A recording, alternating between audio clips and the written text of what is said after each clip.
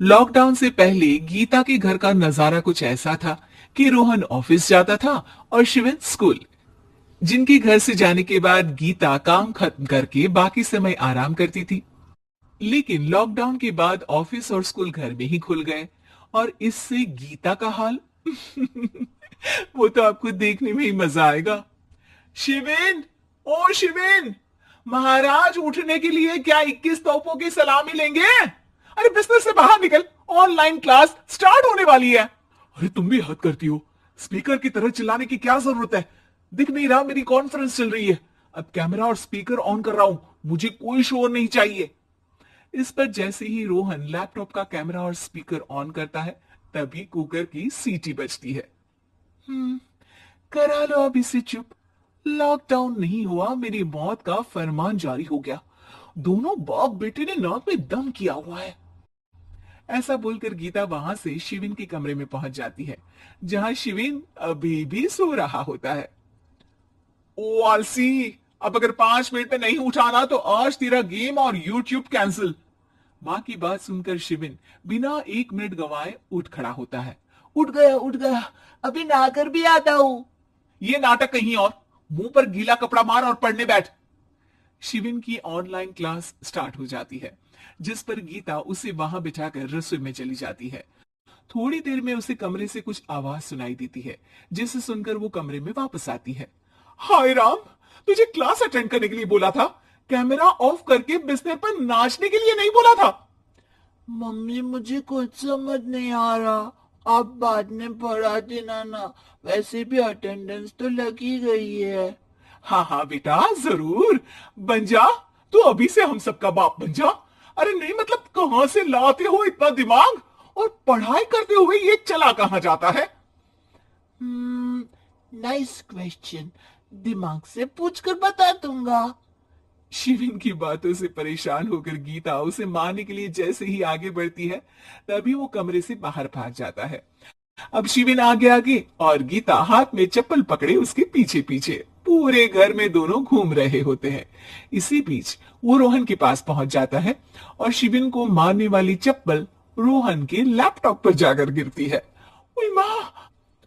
Mummy, आप पापा को चप्पल मार रही हो?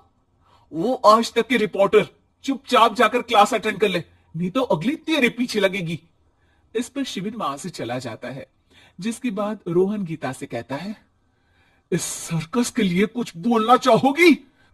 अरे क्या करूं, जब से तुम दोनों घर में रहने लगे हो घर अपने आप ही सर्कस बन गया है और मैं तुम्हारी नौकर।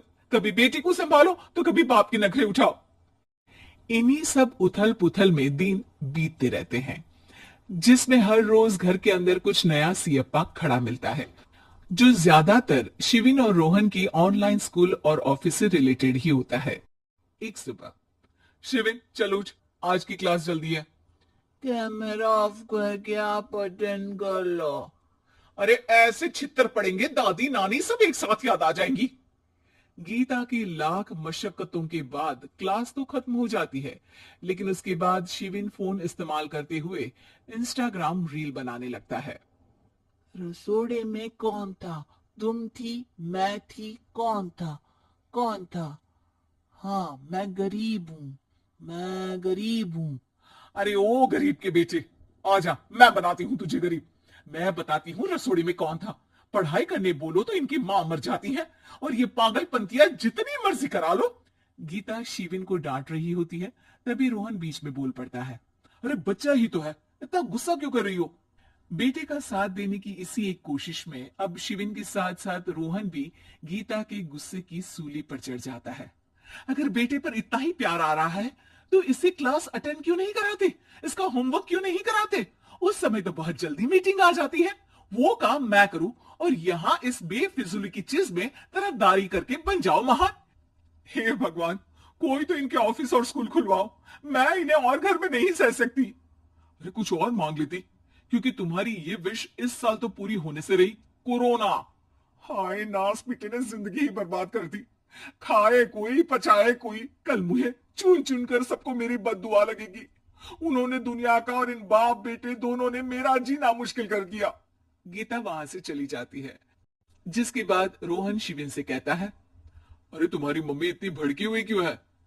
आपकी वजह से पूरा समय घर में रहते हो और उस पर कोई काम कराने की जगह बस ऑर्डर देते रहते हो। अच्छा बेटे, सारा इल्जाम मुझ पर? पूरा दिन तो वो तुम पर ही चिल्लाती है। हाँ, मतलब दोनों का 50-50 है, कुछ करना पड़ेगा। वो कहते ना, make the best out of worst. I have an idea. वैसे तुम्हारी माँ सही कहती है, बहुत जुबान चलाने लगे हो, कम बोला करो। अगली सुबह रोहन और शिवेन अपनी गलती को सुधारने के लिए गीता के उठने से पहले घर का आधा काम खत्म कर देते हैं, जिसे देखकर गीता खुश हो जाती है और फिर बाकी बचा काम वो तीनों मिलकर पूरा कर लेते हैं। जिसके बाद अब वो सब मिल बांट कर हर काम में एक दूसरे की मदद करते हुए लॉकडाउन का मजा लेने लगते हैं।